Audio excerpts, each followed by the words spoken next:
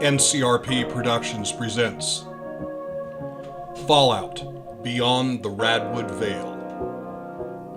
Wood Island. Episode 2. The sound of the fog cutter moving through the haze. You guys are all standing on the deck. You've just finished fleeing from Wood Island.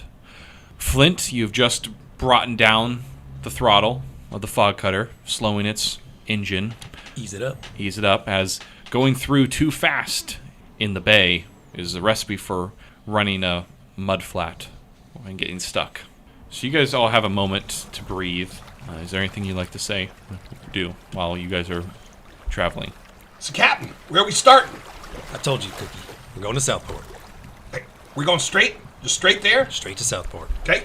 Flint, you're standing at the helm of the ship right now, the steering wheel in your hands, and there's a large, clear dome with a, it's been cracked, and it's open at the top, but there's some liquid floating in it. It's actually whiskey, and there's a metal sheet with some crudely carved numbers into the sides of it, and a small metallic things floating on one tip, and it's a makeshift compass that's floating there, and you're looking at it, and you're like, yeah, we're going south. Yeah, and that's what you guys. That's what you use.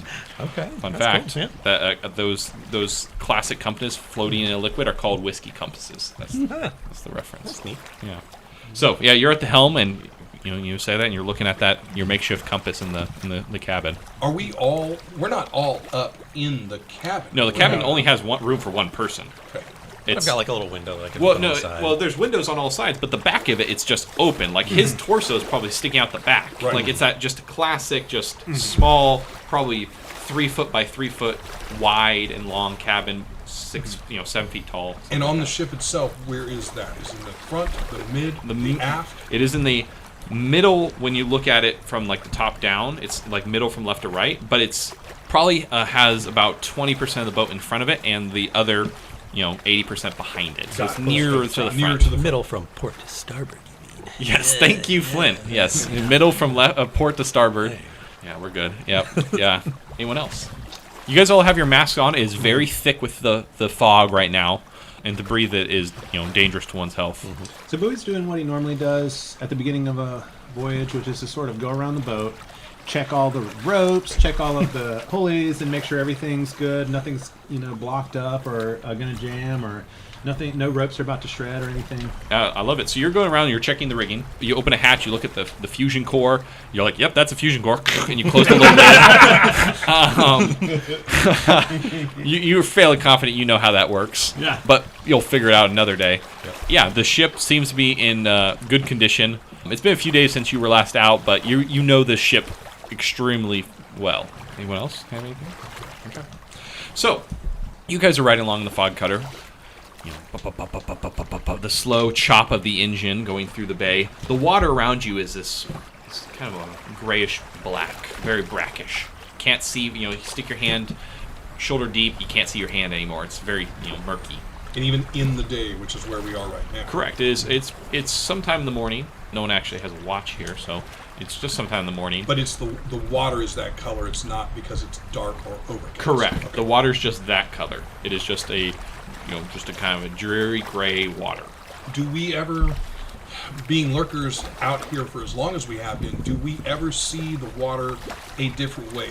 Like, for example, something like red tide, or suddenly the water is clear for a couple of days, those kind of things. Yeah, especially when you're out to sea, out of the bay. It's kind of one of those classic like lurker tales where you'll describe like, you won't believe the sunset we had, like the water turned blue, and the people are like, no it didn't. No, don't be silly.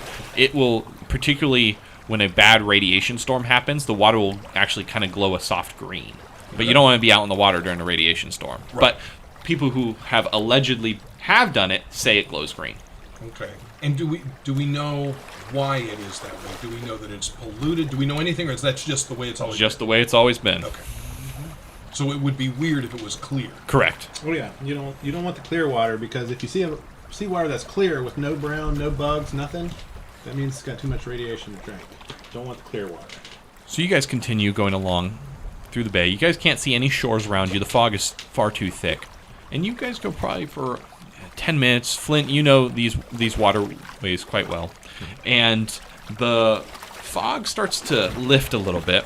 Not to where the sun's coming through at all, but just to where the fog rises up vertically. And you can see probably, maybe 100 yards now. And then a few moments later, maybe 150 yards.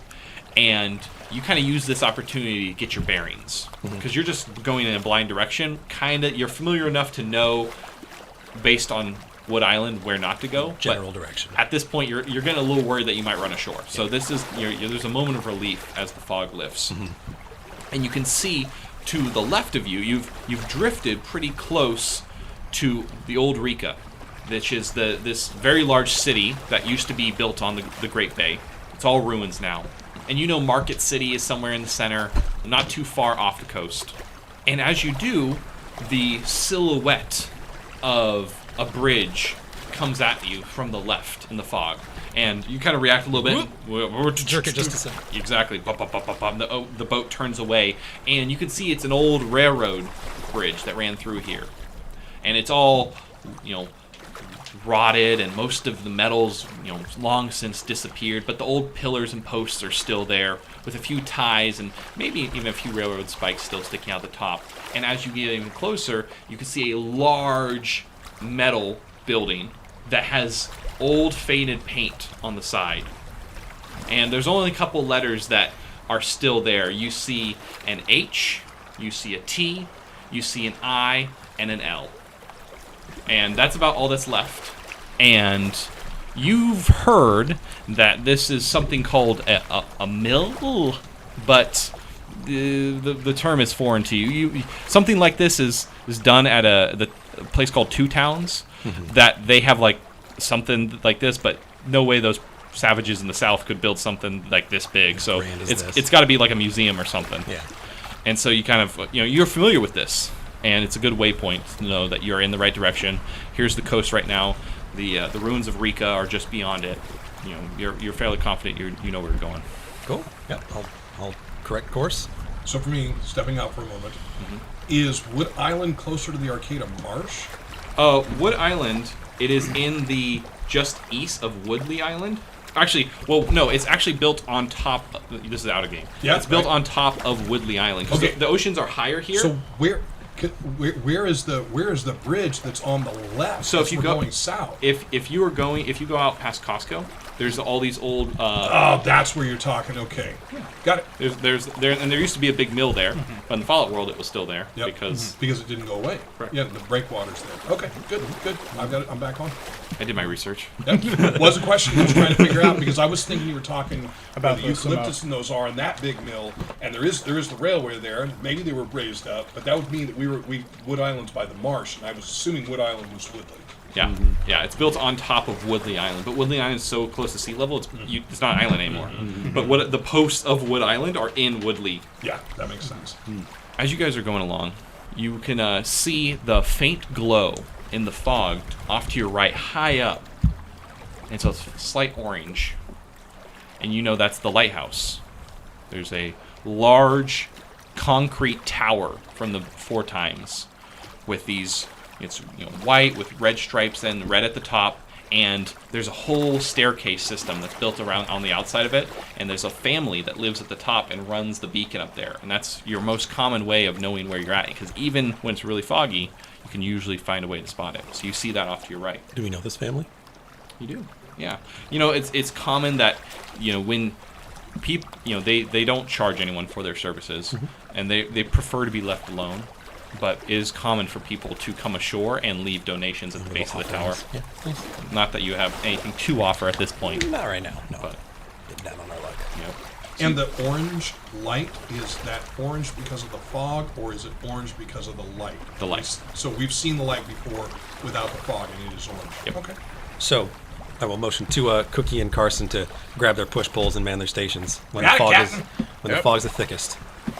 Is there enough space on top of the cabin to get a higher elevated? I mean, you could, but the cabin itself, like I said, is only about 3 feet by 3 feet, and it probably creaks a lot up there. So I'm just trying to picture where I'm at on the ship, like at the Probably at the nose. Yeah. Okay. Just gonna light that incense and just guide us spiritually. I'm king of the world! I'm useful, you guys. Barry might know this. What was that band that used to play the Native American songs with like New Age music? Way back in the day. You're reaching. Well, me, because he's a little bit older. It was famous. It was like had tons of concerts. Anyhow, I'll figure it out. I'll Alan find. Parsons Project? Is it something like that? It was the one that it was Inya. That's what it was. Inya.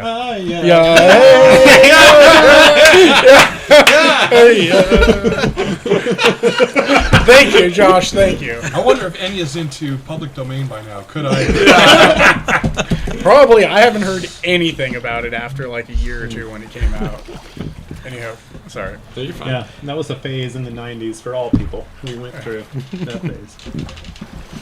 That's what's on your holotape. I revealed it now. It's too late. These guys are pretty good. These are my people. So you continue south across the bay. You know, as the fog lifts a little more, you have a better feeling of the bay itself as well. And you can actually see off to your right in the distance the mouth of the Great Bay, which takes you out into, you know, the Great Ocean. But that's not where you're going. So you're continuing south through the bay. To your left, you pass the settlement. You can see the lights on of Kingfish, which is a common stopover point for lurkers. And eventually you guys get to a collection of posts, and you slow down the fog cutter at this point, Flint, because the journey to Southport can only be done at high tide. The south part of the bay is notoriously shallow. So the bay's a higher elevation, but the sludge is also a higher elevation. It is high enough now that when the bay is high, a fishing trawler can go into South Part Bay. So the ocean levels are higher. Like we're not like dredging it. We're not dredging it. No anymore, one's dredging obviously, shit. So it's just piling up every year and Correct. getting higher and higher. Okay. Now, it is still deeper than it is now because even right now, if you go out in Humboldt Bay, you can't go to the South Part of Bay in a boat. Like, there's a couple channels, maybe, but it's even at high tide, it's not that deep. But in this setting, it is. So, Flint, you stop at these pillars because you're familiar to check the tide levels based on these. So, you engine stops and you come out and you look at, and there's paint marks that different lurkers have left over time to symbolize what the tide level's at. And based on how wet the pool is, you know whether the tide's going up or down, because people don't have tidal charts. You can see that the tide is pretty low right now, but it's rising. But based on these tallies, it's not safe enough to go further south yet. Okay.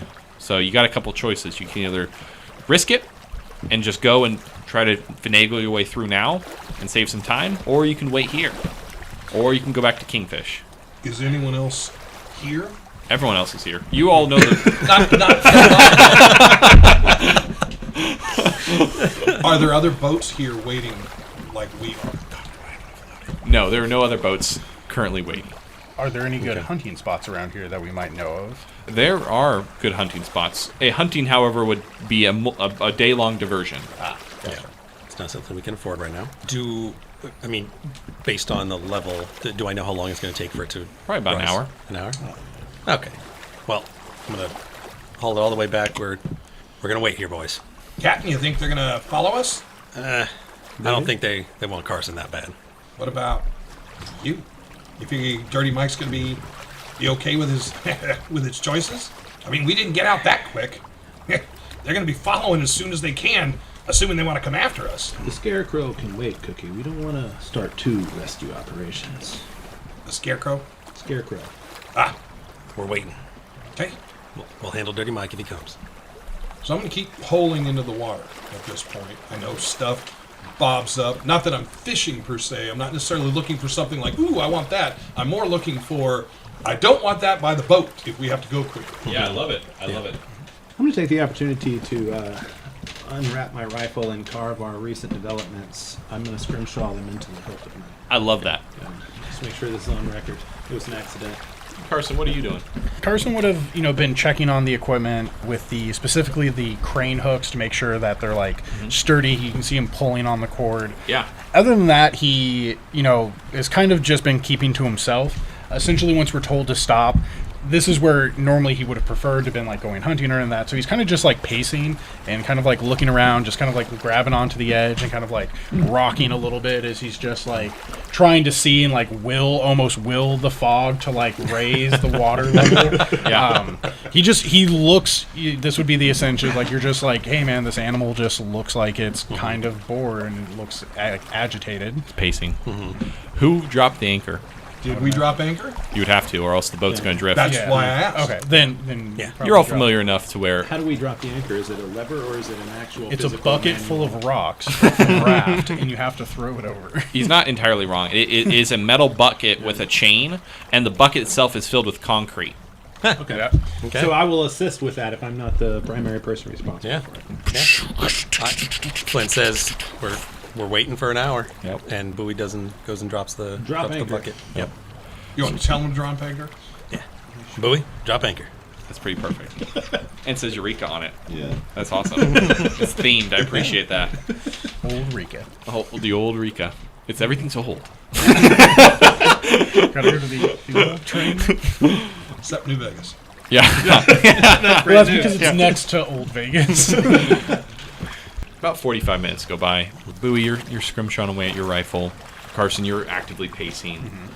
And Cookie, you've been doing a pretty good job of, occasionally some driftwood or something floats by, and you just keep it back, and you're feeling, along the mud. The push pulls are telescopic, so they are able to go pretty deep. So it's long enough for you to actually feel the bottom further enough down, and so you can kind of, probably 30-foot pole if it's fully extended, and you're feeling along, and all of a sudden the pole gets pulled in. I'd like you to take an agility athletics test, please. Left leg. That is good. That is going to be one success. One success. All right, you don't get pulled in. You let go as the push-pull gets pulled in. Hey, Captain, there's some down here. Would we have heard the like? Well, you would have immediately. Everyone immediately hears the and the splash of water, and then Cookie say that. Yeah. Buoy, the anchor. I'm gonna run Yeah, I'm over gonna to run see to if the we anchor can see rope. any of the pole. Be like, where is it? Where'd it go? Cook. I'm pointing in as I'm pulling two knives out of my bandolier. Yep. So right where he pulled in, go over there. There's little bubbles come up. So Buoy, what are you doing? I am pulling up the anchor as fast as I can, hand over hand. So you get a few good pulls. This is heavy, right? It's there's metal chain with a concrete bucket at the bottom, so it's no Right. easy feat. And you get a couple good pulls in, and then it stops, and you feel that something's definitely grabbed onto the other end. Carson, could use a hand over here. Got that. I'm gonna literally like push off the edge to go over and like grab it, and it's gonna be like these big like those like mud pulling like literally forcing it out. So you're check. going to attempt to, Yep. and you're both assisting at this point, right? Or Buoy, you're assisting I'm him. primary, and I will assist him if that's something we can do. We can adjust to here. Absolutely. So I would like you to take an athletic strength test. Before he rolls this, Flint is at the helm getting ready to punch it. Okay, got it. Yes. Add power. Waiting for the word from Buoy. Okay. Carson, what did you roll? So I rolled a 16 and a 6. My strength is 9 and my athletics is 3. So that's 12. So only one of them passes. So one success. Understood, because your success threshold, or your threshold you need to get under is 12. The 6 is under that, so it's one success. And Buoy, you're assisting him. Right, So if you're rolling 1d20, and you're also rolling under your athletic strength. And if you succeed, you add to his. Okay. So I'm looking for a 7. I do not get it with a 14. You do not. So the difficulty for this was 2. So you come over, Carson, you grab onto the chain, and whatever it is, it's big. Yeah. And the bubbles around the boat are starting to become a little more intense. Captain, we got something down here. Come on, The Carson. big one, boss. Come on, Carson. And as you say, come on, Carson, you guys hear Cookie sees the breach of water as this, what looks to be a boulder, surfaces. And you hear the of mandibles clicking as a Mirelurk slowly swims out of the water and starts to pull itself onto the starboard side of the fog cutter. Captain, we got Mirelurks. Okay, so We're going to go to initiative real quick. Of I think course. Flint is going first. Always first. Yep. Beauty of that agility. Flint, it's going to be Cookie, and then it's going to be them, and then it's going to be Buoy, and then Carson. Flint, you got one Mirelurk pulling itself out of the water on the starboard side of the fog cutter, and you know that on the port side that both Carson and Buoy are having a hell of a time pulling up the anchor. What do you do? I pulled out the pistol, Okay. aim it at the Mirelurk, Okay. and pull the trigger. Okay. Yeah. You're just taking the aim action. Aim action Okay. And firing. and firing. Okay. So you're going to fire at the Mirelurk. So I'm right there. Oh yeah, yeah. Well, you're not engaged with it, so there's Okay. there's not a difficulty All right. to Yeah. not hit you. Okay. You know, you Same came zone. out and you Yeah. you maybe stepped Yeah, back. I came back and then said, we got Mirelurks. Same zone, not right next to it, not 5 foot square. Yep. What is your small guns and agility? Small guns is 3, agility is 9. Perfect. Thank you. And so you're gonna roll 2d20, Okay. and the defense of a Mirelurk is 1. Okay. So you need at least 1 success to hit the Mirelurk. Okay. You took the minor action to aim, which is going to give you 1 reroll on these 2d20. And I'm also aiming for the torso, so I can re-roll one of the d20s on the attack. But because my center mass, I do that without increasing the difficulty. And whenever I aim at a target in close range due to my awareness, the next attack I make against that target gains the piercing 1. Okay. Attribute. So you have your 2 perks, one of which allows you to aim at the torso at no increased penalty. Normally, to aim at a body part increases the difficulty by 1. You ignore that only when aiming at the torso. Additionally, when you take the aim action, which you have done, you get the piercing 1 weapon trait as well to whatever you're shooting. Yeah. So why don't you roll those 2d20s for us there, Flint? All right. So we're looking at a 7 and a 16. I'm going to re-roll that 16. All right, re-roll the 16. Or 9, so it's 2 successes. So you got a 7 and 9. Both those are below your threshold. That's 2 successes. Neither of them is equal to or less than your tag skill, so those aren't criticals. But still, 2 successes is great. Defense is 1. That's 1 in excess. That allows you to gain 1 action point to the group. The group is now at 2 action points. We're now going to roll for damage. We don't have to roll a location die because we already know it's hitting the torso. Yep. So what's the damage of the gun you're shooting? It was damage 6. Okay. And this has also got vicious, so any Pit Boys have So special yeah, effects. so you got your 6d6, the special Fallout dice. Any Pit Boys on those will trigger your special effects, that being vicious and piercing. All right, Flint, roll those 6 Let's see dice. 'em. All right, 1, 2, 3, 4, 5, 6. So a total of 6 damage based on this, but there's 2 Pit Boy icons, which triggers that. So you have piercing 1 and vicious. Vicious means every Pit Boy you increase the damage. So that's a total of 8 damage with piercing 1. Yep. Into the torso. So you fire from your hand. What gun do you have? It's a 44 caliber pistol. So you fire from your 44 caliber pistol, and it goes into the torso of this Mirelurk that's pulling itself out of the water, and it hits its center mass, and you know it's pretty well shelled there, and some bits of shell go out into it, and a little bit of light green blood squirts out from its torso as it pulls itself out. Nice shot, Captain. Cookie, get the harpoon. You got it. So, Cookie, you're up. What do you do? I'm going to leave where I'm at standing next to the Mirelurk. I'm going to go grab the harpoon gun off the wall. This is not a harpoon gun, it's a harpoon. It's a straight harpoon. Harpoon. I'm going to run over and grab the harpoon off the wall. All right, you go over there, you grab the harpoon off the wall. That's your minor action. What's your major action? Run back and step. Oh, no, I don't. So what has it done? Is it that shot It's bit at it? still Is it on the coming ship. out? It's still, it didn't really slow it. Okay. So I mean, it's still run coming back off and the ship. stab it, or Or I'm throw. not throwing it. You're not throwing it? Nope. Okay. Well, you can't move back and stab Can't it. move back. Well, then I have the 2 knives. I'm going to throw. Yeah, I have the 2 knives. I'm going to throw the knives. I don't want to lose the 1 harpoon we have over the edge. This is what we do. We have That's two what we do. swimmers. He's throwing the harpoon. Yeah. Don't stress. we Got can it, make our Captain. own. We still got to go recover that pole. Sorry, we're poor enough. We need it. Yeah. Unless you want to go make a new one. So, Cookie, you're going to throw the harpoon. It is a medium-range thrown weapon. You're at close range to this Mirelurk. So, it's going to be at an increased difficulty. It's going to be a difficulty of 2. But, yeah, why don't you make a thrown check there? I think I'm going to use one of our pooled action points to get a 3rd die, needing a 12 or less. So I have 2 successes so far. I have 3 total successes, a 9, 10, and 11, all under 12. Wonderful. So that action point gets put back in because the defense is 2. And what does a harpoon do for damage? So it's 4d6 with the piercing 1 trait. Okay, and I have +1 for melee damage for my strike. So piercing goes off. So far I have 6. I have 6 total damage to the left arm of the Mirelurk. Wonderful. So you throw the javelin in, and it spears into the Mirelurk, and the Mirelurk, you hear a little clicking of. It doesn't have vocal cords. It doesn't make it like a screech or anything like that. But you can hear the sound of like bubbles popping from its mandibles. It doesn't like that at all, as you might imagine. As this large harpoon is now sticking out of the left side of its, left pincer. Mirelurks are going to go.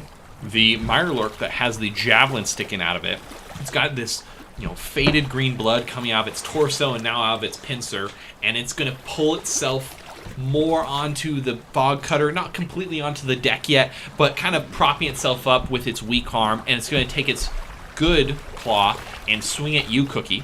You realize we're not going to have sympathy for the poor injured Mirelurk, right? But it's an innocent animal. Have you not seen Disney's like wildlife animals? There's just some guy narrating the poor Mirelurk hunting the loyal lurkers, trying to get its meal denied. Cookie, what is your defense? My defense is 2. Your defense is 2? Yep. Wow. All right, so the Mirelurk's rolling 2 d20, and I need to get 2 successes. My target number is 11. I roll a 13 and 19. That's a failure. So the claw swings in, and you kind of throw yourself up against maybe the window of the cabin, and you dodge out of the way of it. Captain's on board! Thank you, Cookie. The two of you, as you guys are messing with the chain, there's a moment where the chain kind of lurches, and you both lean forward a little bit. You don't fall in or anything like that, but as you lean forward and maybe buoy, you fall kind of on the railing of the boat, and you're leaning over. Your head's probably a few inches above the water. You just see a shape as a claw pierces the water and tries to snip at your neck. What's your defense? 1. I roll a 13 and a 15. My target number, once again, is 11, so that is a failure. So, nope, the claw comes up, and you manage to pull yourself back right as that claw snips right the in front empty of it. air. So can we see like how the anchor's tied up in the Mirelurk yet? Is it like grabbing the anchor, or is it just Like caught in climbing the up it. chain? You can't see it yet. It's too murky. Using its little arms to climb up it. I imagine has Barry hit him in the left leg. I so- just want to be It's one a of different those- one. That's a different Mirelurk. Yeah, they're on the other side of the boat. This so, is on the So me and the you are starboard side. on the left You're on side of the the port. boat. They're on the right side, fighting those. Completely So missed that. Yeah. yep. Two different Mirelurks. This Oh, yeah. this Two sides of the Mirelurk boat. has one Okay. big arm and one middle arm. Yep. Like the male Yeah. crabs. Yeah, some crabs. Yeah. He's just like like pulling himself up. Little legs dingling. So can I yell to them, just cut the anchor? You can. It's chain. How they're going to cut through chain. That's why It's a I asked, saying. is it It's a chain? Because I was saying. ready to cut it, but it's chain, man. Correct. Just It's meant so that people can't cut it. Yeah. Or else they'll steal your it's, boat. it's meant to hold a boat in stormy weather. Yeah. But I'm assuming if there's like a little notch or cut something, it, they can just You're just gonna pop it rip. out. You're just gonna rip the little spool thing and just throw it off. strong, Look, Carson. it's so hard to pull this Mirelurk up, but it's way easier to just throw this. Buoy. It's your turn. Okay, question on mechanics. Yep. It's possible for NPCs to make a group attack. Is it possible to assist another player with an attack? No. Then I guess You can inspire. no. Yeah, I'll take my chances. My rifle is medium range, so it's a 2 defense. I'm gonna run and go grab my rifle and take a shot with it at the Mirelurk on the anchor side, which is Port side. So got 2. Okay. I'm gonna save 1 for Carson, and I'll use 1. Okay. And I'll be rolling on a 9. Oh, man. 12, 18, and 19. Oh, waste. No dice. Yeah. Okay. Understood. So the shot goes wide and pew, lands in the water nearby. Please take off 1 bullet. Yes. Carson. So I can't see this thing. I can only see the claw. Correct. Okay. But the claw is enough to shoot at. Is Or it- punch at. Is I it punch suppose. at? I mean, I guess I can jump off the boat and punch it. No. Yeah, if it's swinging close enough, like if it's hitting against the ship. I imagine they have that similar claw. I'm going to try to like crack it to see if I can break through this armor. Yeah. Get to the soft medium underneath. As essentially like I'm fighting because you're trying to pull. Now I just had Buoy leave. It's just and it's like, oh, you little slimy bastard. The chain went limp, right? Went slack. No, never went limp. It's still it's still climbing It up. got pulled. There's a lurch, and they fell forward, but it's still That's taut. what it is. Okay. I'm gonna try to swing it. I want to save that action point in case there's Okay. a bad. So it's defense is 1. Yep. Again, my strength is 9 and my unarmed is 4. Okay. So we got 13. 8 Hey, all and a 7. right. Not criticals, but 2 successes. The extra success, you can either spend that on an action point, or because it's a melee attack, increase that damage by 1. My damage is already 6. It is. So, this brings up a really good point. So, in Fallout, you're always trying to overcome a damage threshold. And so, it's always better to do more damage on one attack than do multiple attacks. Copy that. Yeah, you know what? Let's add that extra damage. Okay. To bring it up to 7. Okay, I love it. All right. Oh, I got All right. 1, 2, 3, 4, 5, 6, 7, 8. Yes. With 3 Pip Boys, but my abilities are Pierce 1 and Persistent. So that totals up to 8 damage persistent.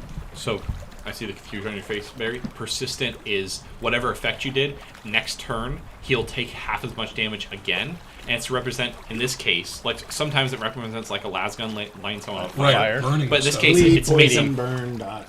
This makes is him bleeding out. Because that's what the spikes do. It makes it so people Yeah. they can't stop bleeding. Oh, it's because of the spikes. Got it. Yeah, correct. This is where Carson would have like how we've been fighting is like essentially would have been I punch it in the face to like crush the brain and then kill it like you do with crabs or lobster when you're like gonna cook them, and so that's where Carson was like, Did you- "Fuck, I had my gauntlets on," and that's Punch what- it in the face, not the claw. He punched it in the claw. Normally, how we would do it is we would try to wrangle it, pull it up, and then it's bam. Right. That way we don't damage the meat or crack the shell and lose all that tasty good meat. And did you say it does have piercing? It does have piercing because I have Piercing Strike, which allows unarmed attacks and bladed weapons to gain Piercing 1. Wonderful. And if I already have Piercing, it ups it to Piercing 2. Does it already have piercing? No, my Okay. knuckles do not. Got it. So it's just piercing 1. That's a hefty hit. Yeah. So you come down and you all hear the as the claw coming out of the water like snaps back into the water, and it's you can see that whatever shell was there is pretty much tenderized. Going back to the top, Flint, what do you do? Yeah, Carson. Oh, Yeah. So as it comes back to you, Flint, you know this whole thing has happened in the course of 5 seconds. It's like super fast. You finally get your bearings about you. You've hunted Mirelurks before. You know their weak spot's their face. Yep. Good job, Carson. And he's gonna turn back to the one that's came on board. Yep. Came on board fighting Cookie, and this time I'm gonna aim for its face. Okay. It was a quick shot initially to No, get absolutely. that torso going. Yeah, that's why I didn't say anything until after Yep. one round. Yep. Gonna aim for the face this time. So cool. And I am going to use that action point to do that. Did the one you shoot the first round, was that... Still the same way you're shooting it now. Yeah, same one. It's the one on the starboard Cookie's side. Starboard. Yeah. So the defense of the Mirelurk is 1. You're calling out a location, so it is up by 1. So it's defensive 2 now. You don't get your benefits because it's not the torso. But I am going to aim. You are going to take the minor action to aim, which will allow you to re-roll 1 dice. You're spending the last action point from the pool to add 1 d20, so you're rolling 3 d20 right now. Yep. Trying to get below a what? 12. 12. All right, roll those 3 20s, Flint.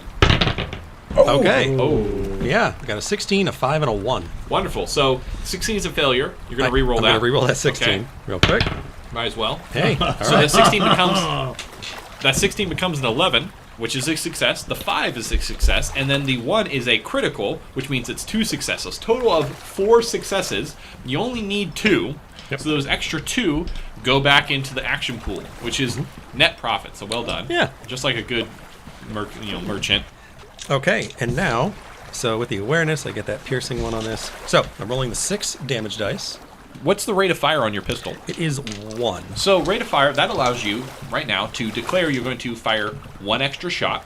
You're going to add 1d6 to this pool, but you're going to spend 1 more bullet from that gun. Worth it. Okay. Yeah, I am going to increase. So I'm going to use 2 bullets here. I'm going to go down to 23 bullets left. Add 1 more. Yep, 6, 7. So that's 76 here with Wonderful. Vicious and Piercing 1. 5 with 4 Pit Boys. So that's an additional 4, so 9. So you fire that into its face, which is the most lightly armored part of the Mirelurk, Squishy. with piercing 1, and its face explodes in a cloud of greenish yellow mist, and the Mirelurk just falls back into the water and starts to bob there. Okay. Cookie. Do we eat Mirelurk? Oh yeah. Yes. This is your guys' one of your Soft meat. This is the staple. That's why you guys are called lurkers. Yep. Okay. We got to get its body on here so we can get that meat. Yeah, no, we've got to have a gaff stick, right? Oh yeah, you absolutely I'm do. going to grab the gaff stick off the wall. I'm going to pull the thing back on board. So just to be clear, there's still a Mirelurk attacking your friends. They're back there with it. If I go over there, all I'm going to do is get in the way, and I'm not going to shoot into combat. I can see them fighting with something, but they're over the edge of the boat. Okay. So yeah, you're like, oh boy, we got one. We got dinner. So you take out a gaff stick and you hook it into the torso. There's a good hole where the first shot from Flint hit, and you hook it into that, and the Mirelurk, it kind of twitches a little bit.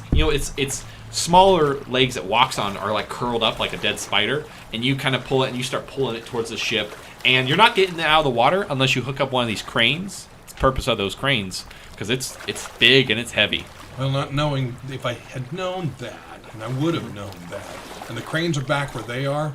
There's one crane on either corner of the ship. There's a crane just to your right. All right, I'm running up to the crane. Okay, so yeah, it's not like there's no control booth of this crane. It's Right. It's like just An arm and a crank. exactly an Yeah, arm so and a crane. I'll drag it over there. Perfect, wonderful. Keeping an eye on the water still. Yep, Mirelurk over with Buoy and Carson is going to go. Right.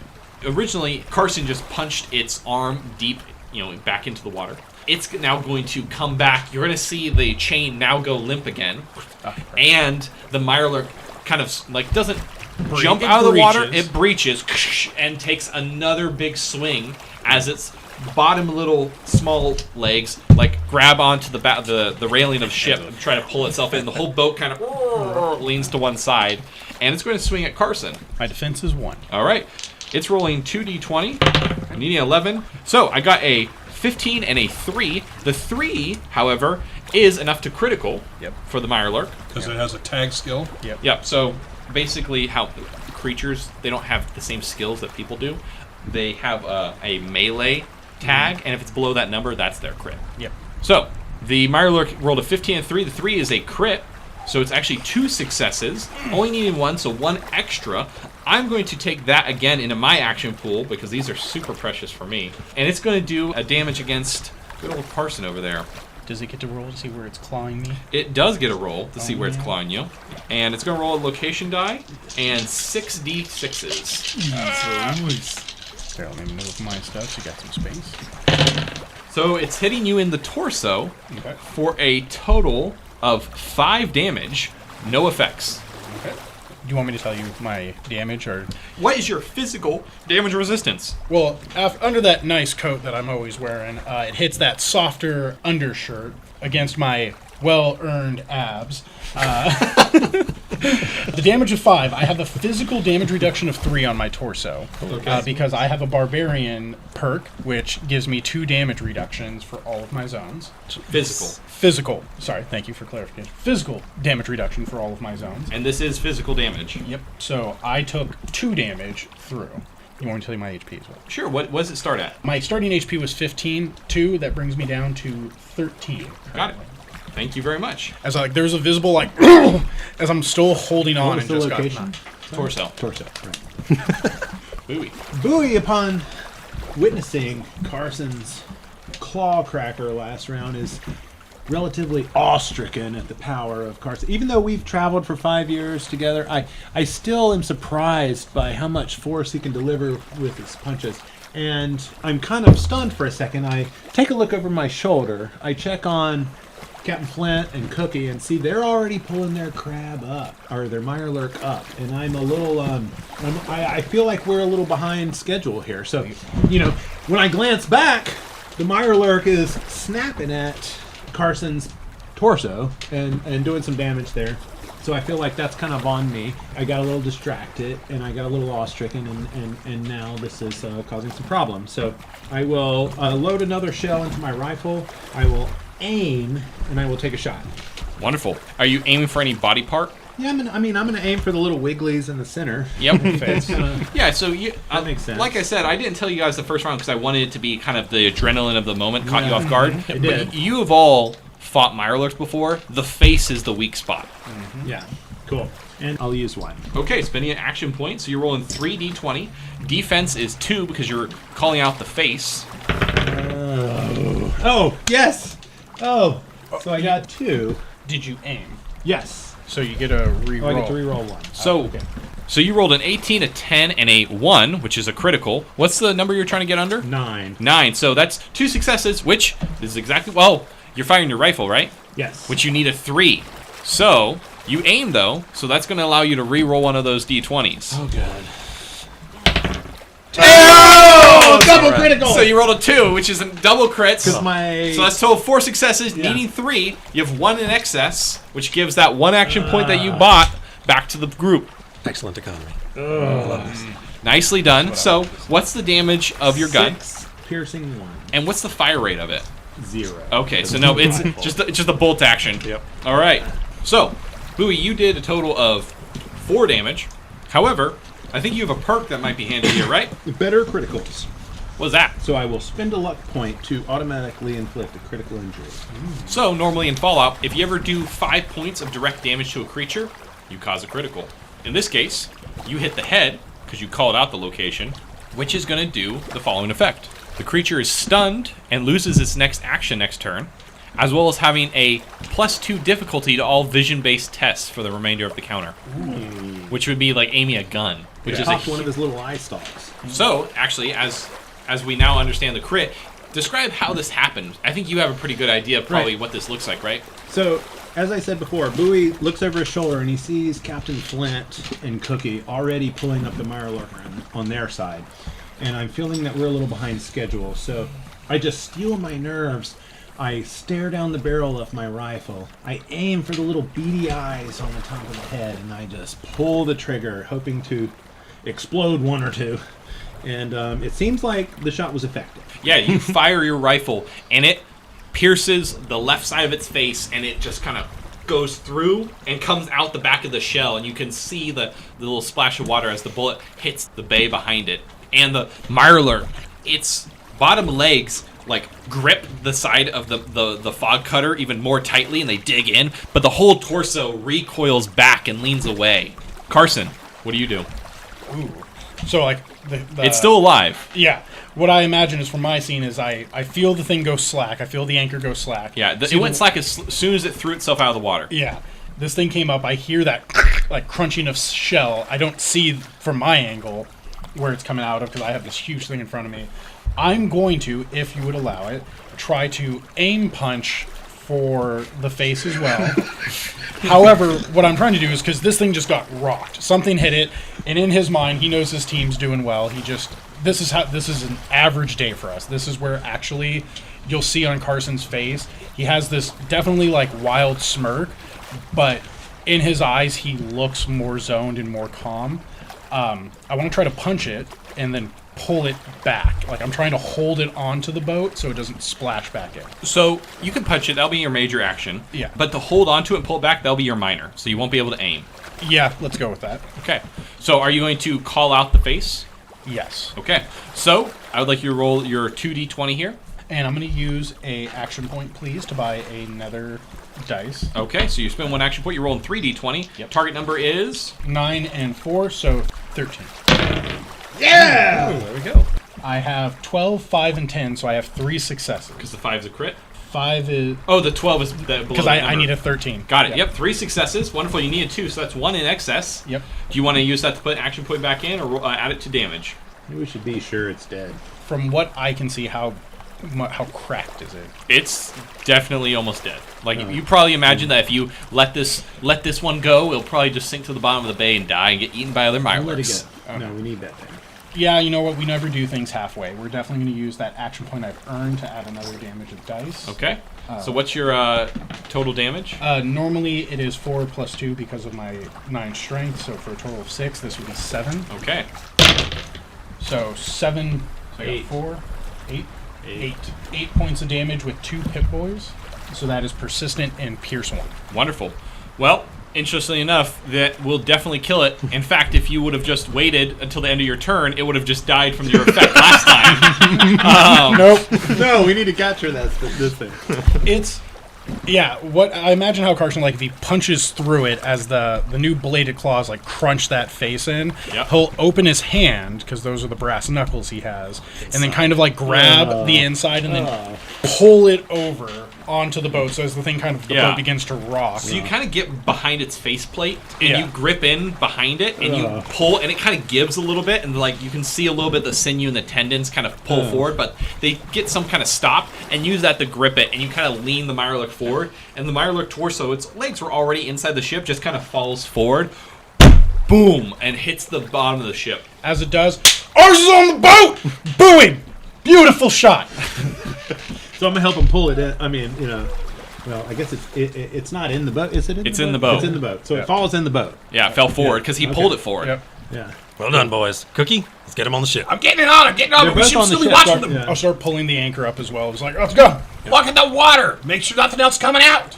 Buoy. So I'll take the opportunity to survey to make sure there's no more Mirelurks. As soon as the anchor's up and the one's coming around, I'm gonna kind of like walk by and like arm bump Buoy, and he goes like, "Oh, what did you guys catch? This is a good season, isn't it? What did you get? Oh, that's We a got big dinner. one. That's a big one. Ah, that's what it's about, boys. This is what it's about." Make sure you get the harpoon back. Oh, water time. And you see me take off the jacket. Where are you going? Got it. Well, you lost the pole. The harpoon's right here. Yeah. Where's the pole? ball? He's getting the push pole. The push ball. We The need pull that ball. too. I'll take off the jacket and then hop in to see if I can go find it. Cookie, if he's eager to get that, let him go. Yeah, but okay. So Carson, you dive into the water. Cookie, you're busy cranking up the first Mirelurk, and it's hooked in. There's two hooks that go on either side of the shell, and the shell itself is strong enough that it holds its weight really well. Carson just left his on the deck. That's not proper etiquette. He obviously is very excited and just like, we gotta find the pole, and he just jumped in. He didn't say anything to coordinate. He just jumped in. Buoy's Good thing keeping he an at least eye took on. his shirt off. He's keeping an eye on this Mirelurk and Carson, just in case he comes into any trouble down below. Understood. Yeah. So the one that Carson pulled in is now starting to like bleed out onto the boat, which is not bad. You guys will kind of wash it off with water, but still, it's not. Yeah, Flint's gonna go and start hooking it up. Yeah. Okay. So you go over there, Buoy. You're watching over the edge. Yeah. You can see the bubble trail where Carson dove in, and you're just kind of waiting Yeah, there. I saw that thing plant Carson pretty good at some point, so I'm kind of worried about him, but I'm not. I mean, he's capable of bigger than life things many times over, as I've seen. So I'm just kind of waiting on him to surface. But if there should be some problem, I'm willing and ready. Because we know to dive. Mirelurks only travel in pairs. They're the only ones that attacked us. Yeah, Yeah. we're fine for now. The others aren't coming. They ain't coming. So, Carson, you jump into the water. Normally, jumping into the water and fallout is not the best idea, as it is radioactive. Well However, advised. I believe you have a perk, Yes, I have Aqua Boy. which does. Aqua Boy means I no longer get irradiated when I swim in water, and I can hold my breath for twice as long. Wonderful. So you start swimming down. It's about 20 feet down. It's not it's not easy to get to, and it's black, murky water. So you're not seeing anything. You're pure just feel. So you're kicking. Eventually, you feel the very soft clay of the bay floor, and you start feeling around. I would like you to please take a survival perception test. Okay. My perception is 5, and my survival is 3, so I'm trying to get under an 8. Okay. And I got a 1 and a 14. Well, the difficulty is 2. All right. So that crit will succeed. Perfect. You start feeling around, and you find the haft of the push pull. And it didn't take, you're kind of at the end of your limit a little bit, and yeah, you have it. And then, just kind of push off and bring it back. Okay. So he's gone for about a minute. What are you guys doing?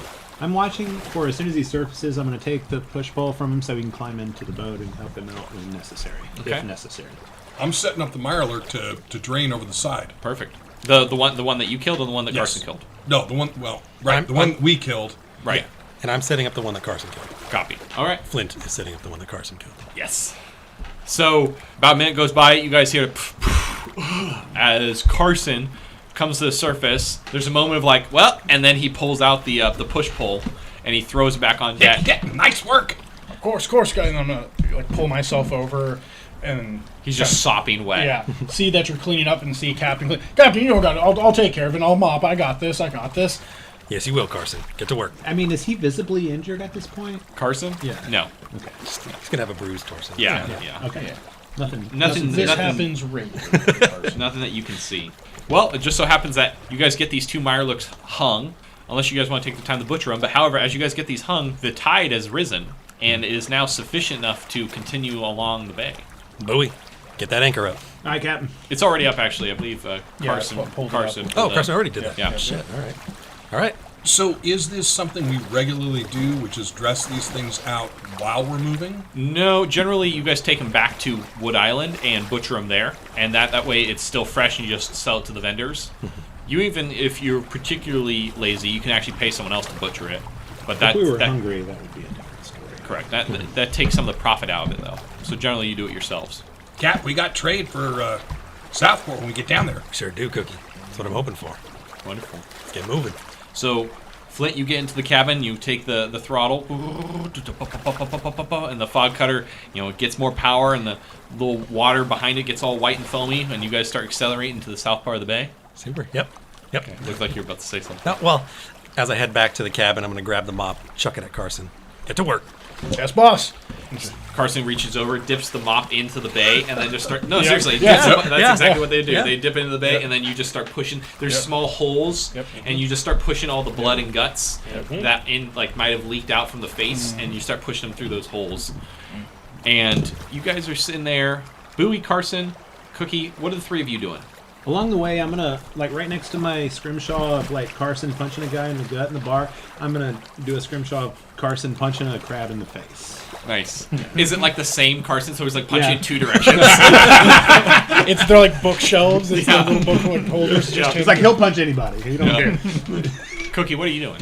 So once everything is tied up and I've got the harpoon locked down, I'm going to set the pole back in its place and watch forward. Okay.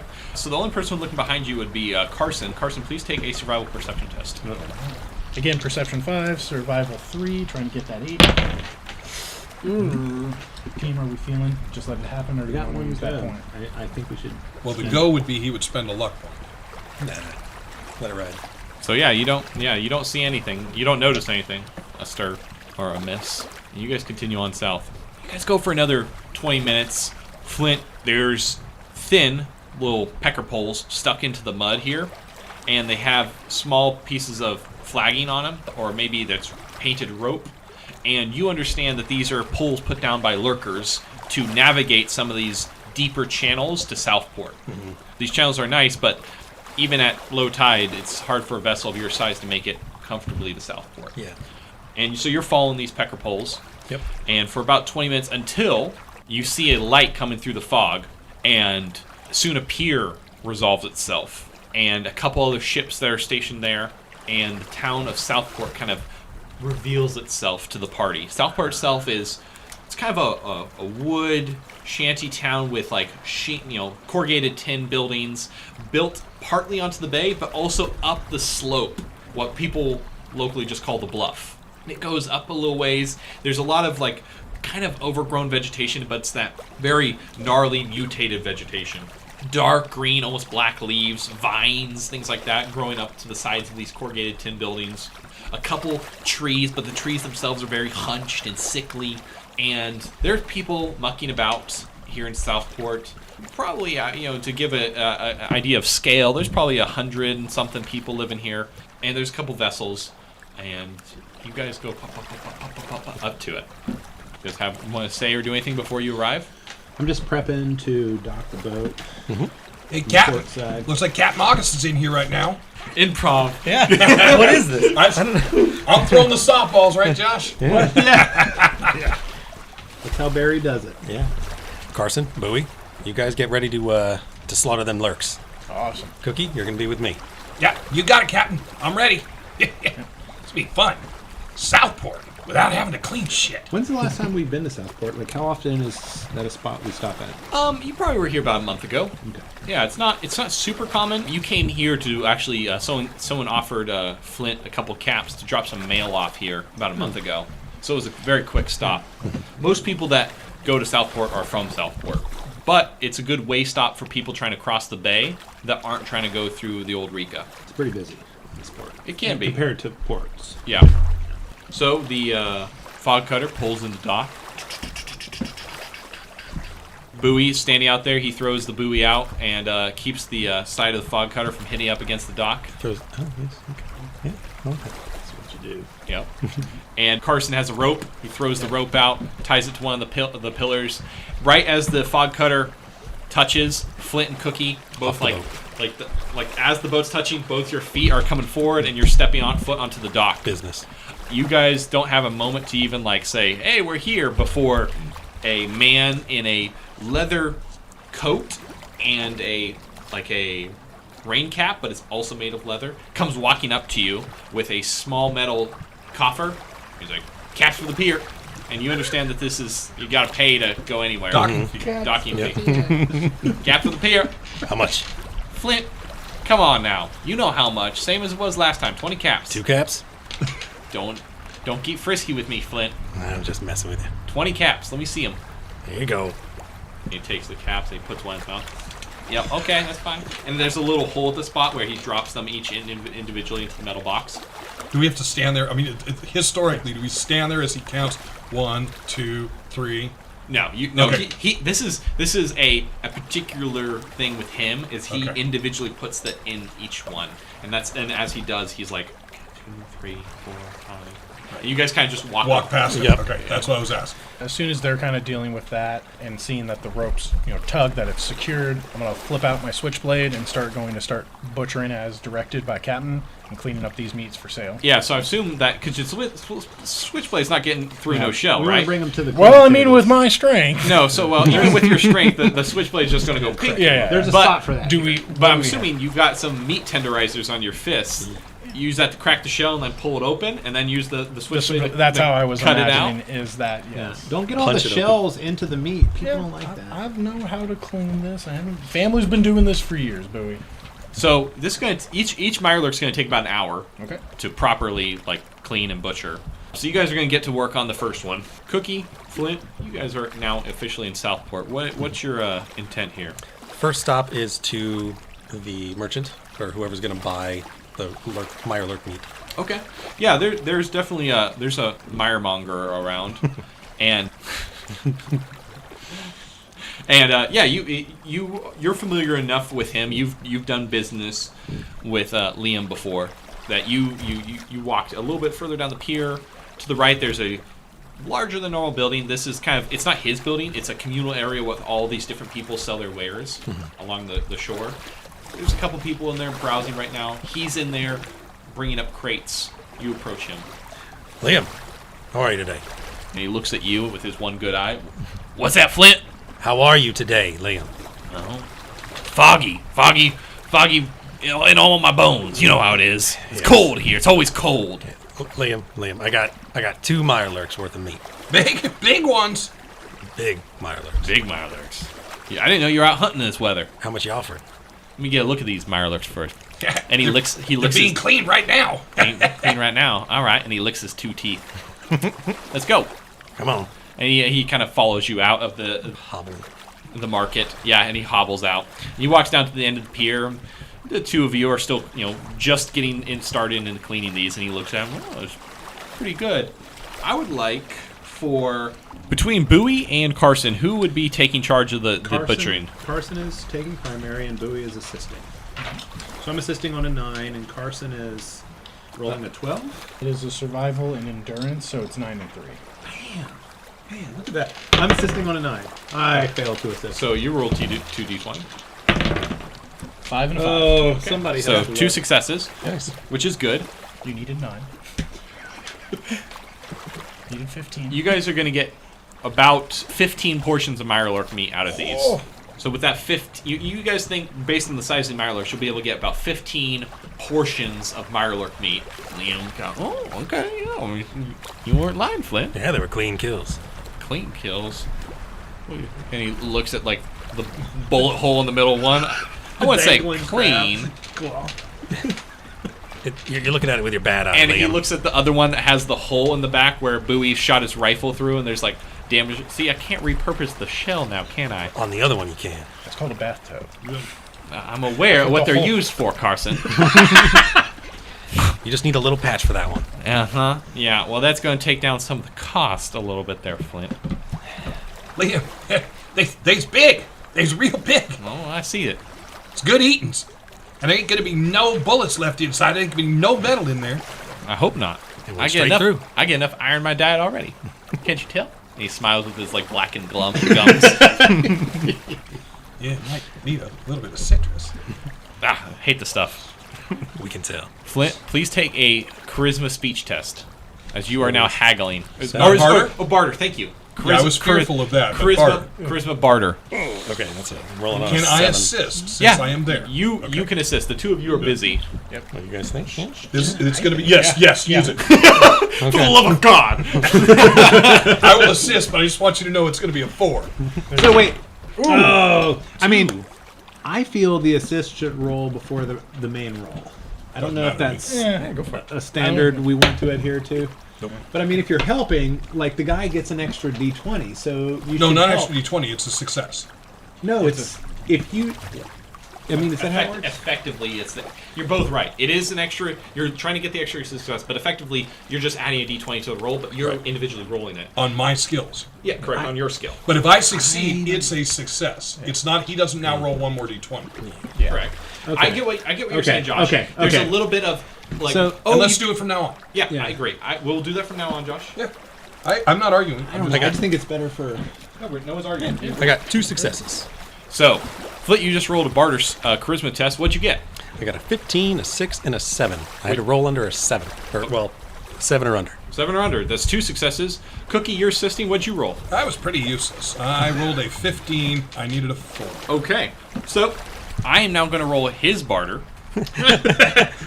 Maybe I won't spend that extra point. No, Just spend it. Yeah, spend it now because I don't want you to spend it later. threatening situation, please. No, I think that's a valid point there. I don't want to fight a ghoul whale with 5 action points. Now, I'm going to keep banking these a little bit. No, So he's going to roll 2d20 against his.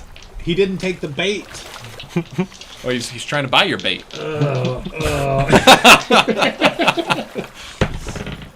Oh, man. Suck it, Liam. So I rolled a 19 and a 15. Even with his barter and speech of 14, that's still not going to be enough. Holy smokes. Yeah, this is Yeah, the whole this is- dude's This deal. is his job. That's what he do. It's certainly not ours. Nope. So he's going to offer you 300 caps for all the meat Deal. and the shells, Shells too? including the broken one. All right, we'll take it. All right. Sticks out his hand. I imagine he's like missing like a finger. Well, as you reach out, he's like, "Wait, hang on, that's mine," and pulls a tooth out of his hand. He puts it back in his gum. There we go. You got a deal, Liam. You didn't spit in it. Thank you. And he shakes. All right. I got a good plan to disinfect that later. Thank you. And he's like, "I'll be back with your caps." And he walks off into the pier. Give me that plant. Just take a knee on the pier and wash your hand in the bay. Hey, Yeah, it Cap, takes more than that. we going to go into town and ask around about... We are. okay. Yep. Figure them caps come in handy. Loose lips. Yep. Okay. So after about 10 minutes, Liam comes back. He has a small sack with 300 caps in it, and he hands it to you, Flint. Okay. We're grabbing it. Just have your boys bring it down to the market when they're done. All right. What do you guys do now? You guys got paid for those Mirelurks. Awesome, by the way. Cap, I can take that down for us. Where do you want us to meet? What do we're here for a bigger reason. We are. When you're done, bring it up to Liam. Meet in the town square. Understood. You know, Cap, what makes the difference between a village, a town, and a city? Cookie. Those aren't the questions we need answers to right now. It's the amount of people, Cookie. It's the amount of people. Is it? Okay. Yep. City's got a lot. Okay. The village has some. Uh-huh. And what was your third one? Town. Town's got nobody. Village. Yep. Carson, finish butchering. He's arms deep, and he's like, "This is common knowledge, Cookie." You're covered in that blue, yellow, Yeah. the green, yellow blood, and you're Yeah. just like, Sleeves like rolled up, and he's Yeah. like, yeah, and he's just like slapping this big hunk of meat, just like stacking it like chicken breast, just like back in. So, Cookie, Flint, you go walking back into town. Yep. What are the two of you doing? Buoy stays and helps Carson. Yeah, you guys are gonna be be- prepared and delivered to Liam. Yeah, you guys are be busy for about another hour and a half. So it's just a Flint and Cookie right now. Before I leave, I'm going to give them their share, their 50 caps. Okay. So each of you, including Cookie, Yes. each of you have now 50 caps, Yep. which you understand that's kind of a pretty generous deal from what the normal yeah. share is. Yeah. Yeah, we normally don't. We should have get probably paid. got like 30 each. Right. maybe 10. Normally, the average pay for a crew member is 10% of any profit. He just gave you more, not a crazy amount more, but a decent amount more. Yeah. Almost double. 10% of every profit, and the profit was 300 caps, which would be so- 30 caps. Yeah. And that's 10% split amongst us three, not 10. No, 10. 10. Oh, man, But you're each- real generous with our. This is why I'm in the situation I'm in there, Carson. No, he wouldn't have said that. Yeah, he's You just just have to keep us happy. That's why you guys are so loyal. Yep. scraping that bowl that little. So Cap heading into town. We should be considering. I mean, if we's going after Captain Blake, what are we gonna need? I mean, what don't we have on the ship? What do you mean, Cookie? Well, I mean, what could have got him? I mean, I realize it could be anything, but what specifically you think got him? I mean, we need light. They sell Gas? cannons here? Thank God Bowie's not there. Cookie, Lord knows what could have got them. The only way to find out is to talk to that survivor. Yeah, okay. I was just thinking. Yeah, you're thinking the worst. Yeah, I mean, it's the worst. He didn't come back. True. Well, we don't know. We just know there's a survivor. We don't know if it was Captain Blake or not. Okay. I doubt it since, I didn't hear that it was Captain Blake that survived, but Well, you know where he's at? no. know No, we Southport. just know he's in Southport. You gotta start somewhere. Yep. Well, they got that tent set up to heal people. Start there. Or we could talk to Liam. Yeah, it's a good idea. I mean, he seemed to be in a good mood. It's a good start. Carson, you have something to say? Yeah, whenever you're ready for us, essentially what I would do is I would have a scene with Buoy, if possible, Sure. where I'm going to share some of my alcohol. Sure. Bastard. We're on dry land. Not on the boat, boss! Not on the boat! I like to imagine the bottle sits on the pier, and every time you want to swig, you Yeah. take a step off. And Yep. Damn it! You got exactly. We'll get back into it here in a second. We'll get to you in just a second. We're going to finish with them for a little bit. Okay. So you guys walk back over to the old, kind of the open-sided warehouse, and where all the people are exchanging goods and selling things like that. And Liam's in there, and he looks. What do you want now, Flint? Liam, we finished our business. Now I got another question for you. See the survivor of the scarecrow around here? He does this long, kind of crooks his neck so his one eye can kind of survey the room. I heard about someone being brought in. Yeah, Yeah, you know where they are? I'm A. And he, like, with his one eye, he just kind of is like looking away and like away from the warehouse. Yeah. You got a problem there, Liam. God damn it, Flint! Follow me. All right. Are you trying to wink at me? So he like shuffles out and he pulls like you out of the too many goddamn ears in there. Come here, Flint. What is it? Yeah, I know about the guy who got brought in. Got brought in a few days ago. You keep wabbing your jaw like that, you're gonna have all this place crawling with captains. Where is he? Old Doc, top of the bluff. They took him there. I haven't heard much since then. Who took him there? Who took him? Put the ear over this side. Who took him here? He turns his whole torso to his like the good ear is on the opposite side of his good eye. Oh my god. Liam, who took him here? What?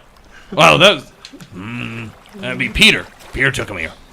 Peter's a rock crawler from the north part of town. He saw the boy floating in the water and pulled him in. Thank you, Liam. I'm gonna drop 10 caps. Much obliged, Flint. And he bites one to make sure it's real, even though he just gave him to you. Is there a problem of Fake fake cat Yeah, being that's what I'm brought in? wondering here. Everyone seems to be Counterfeit eating cat's it. like a big deal here. I imagine like our town, we're like, yeah, these filthy Southporters keep biting us. We're like, sarsaparilla, that's a good one. Nuka cherry. So you have this information. What do you do with it? Yeah, we're gonna head to. Where did he say he was taking him? Top of the bluff. Top of the so bluff. outside of town, quite a ways, probably about a half an hour walk. Okay. I am going to go back down to the ship So before you get back, Yep. While we're cutting up this meat and pulling it apart, Buoy just, you're gonna see like Carson kind of like looking around the docks, like kind of like hands deep like dogs when they dig and kind of like look up. Hey, I got something on the boat, all right, but you can't tell Cap. I don't know about that. It's not danger. It's I don't not know danger. about that, Carson. You're gonna see me like switch off the meat and then kind of like quickly rub some like fog water on it and just go and pull open like my little chest. Like, hey, I'm gonna pull out one of our little rot guts and be like, I'm gonna put it on the pier so it's not on there and be like, it's not on the boat. Not on the boat. And I'm gonna step off real fast and like hand like pop it open. You did good today.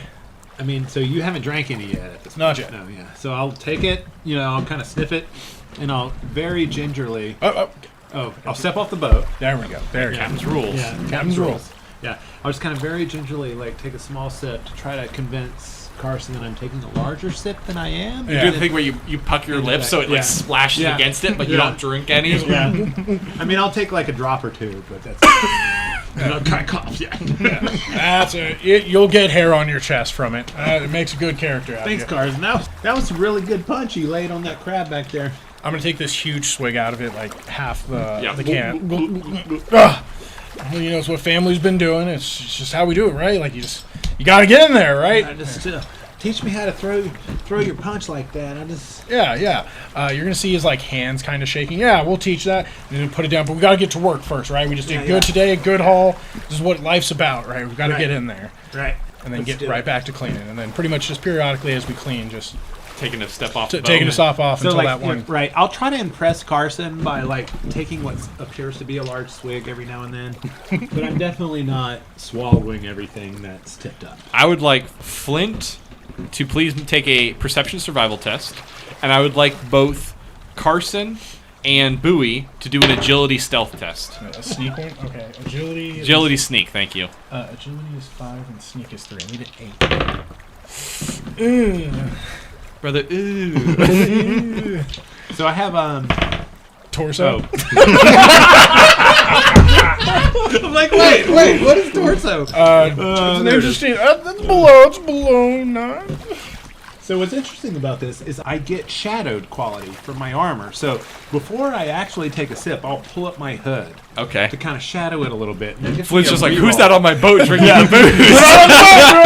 That gives me a reroll on one of my sneak dice, but both of them succeeded, so I don't think I need to use that reroll. Okay, so Buoy, what did you roll? Numbers. I rolled a 9 and an 8, and my target number was 9. Okay, so 2 successes. Carson, what'd you roll? I rolled a 15 and a 17.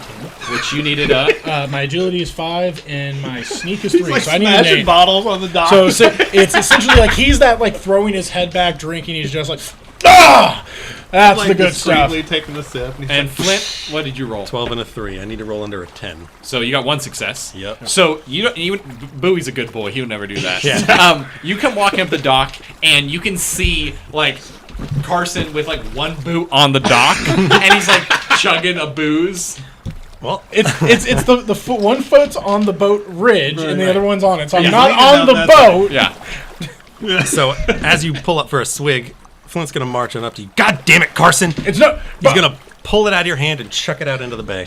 You see him like turn. What have I told you? I wasn't on the boat. Not while we're out. We're not out. We're docked. We're not staying for long here, Carson. We just You got know a we good got haul. work to do, I'm doing it. We just had a good haul. It's a celebratory. and we're not home yet. But the boat's home. It, And I'm not. Are we in Wood Island right now? No. No, we're not home. You got any more? Nope. What is the deception? Speech. What is Charisma speech. Can I Can I assist do by this? interjecting and just say, like, Captain, we were just... Assisting on his behalf? Yeah. Sure, roll first. So is it possible for me to, as he starts stepping forward, to step, interject and pull him aside? 4. I did not get a 4. No, yes. But the answer would have been yes. Captain, we were just cleaning these Mirelurks. Bowie, stay out of it. Carson? Yes, sir. No. He rolled a 13 Yeah, 18. it's 18. And so you just kind of see him kind of like look at you, and he's like, you can actually see he has this like kind of quivering lip, that shaky hand. Carson, I don't have many rules. I know, boss, and I'm not drinking on the job like you asked, like you promised, like I promised you. I'm just, Give it here. boss. I just. Carson. Can I talk to you now, or please? I just. Wait, what? Yeah, no problem. Come with I me, won't boy. tell nobody. Buoy, get over here. Meet us up there. I got your work. Don't worry about it. Like when I walk past Captain Flint's, I'm gonna like cover my mouth so he doesn't smell my breath, to make sure he knows I wasn't complicit in this activity. Because you look up the Flint. Yes, Yeah. immensely. Yeah, Alright. I don't want him to judge me in that way. Boy, Buoy, get over here. All right. All right, Cookie, I'm coming. Buoy, Cookie, you guys go walking down the pier. I'm gonna hop down and go get my like alcohol out. I got 4 more bottles. As I'm just like handing you one at a time. Like he's like, boss, like it's honest talk. Just you know how it is, right? You're new to town. You haven't been lurking for your whole life, but you were a mercenary, right? Like you know how it's hard sometimes to get out there, right? Sometimes you just need a little liquid courage. Right, that's all it's for. It's not a problem. It's not anything like that. It's just to Carson, help either. You know how I got this scar, right?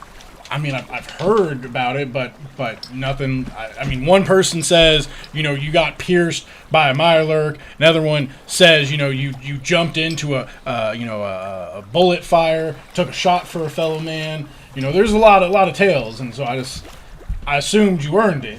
One drink too many. It was early in my voyage. All right? Just got this shit.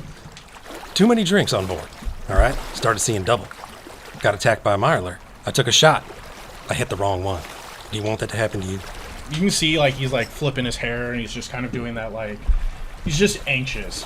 No, I want it. I'm gonna be a good lurker, boss. Like I have the makings. I'm gonna do it. It's I'll hold on to these for now. yes, boss. Thanks for the chop. I'll do better. Grab the meat. Bring it up there. Yep. You can see like he's not making eye contact. Like he definitely looks ashamed about this, and he's gonna just quickly like nod and then go start grabbing things. And I'm assuming we have like carry crates and stuff that he can use to like bring it over. Because yeah. So, Flint, you're alone on the boat. Yep. I'm going to stow it away. I'm going to put it with my stuff. Nope. Just took away 4 of my buffs. So you put it in your own. You have a captain's locker. Yep. You pop it open. You lock it. Boys. Damn it. So Flint, you got off the fog cutter. You start walking down the end of the pier. At the end of the pier is Cookie. He's talking with Buoy. You see a disheveled Carson kind of approaching them, and the 4 of you are getting ready to continue further up the bluff to the old Doc's cabin at the top.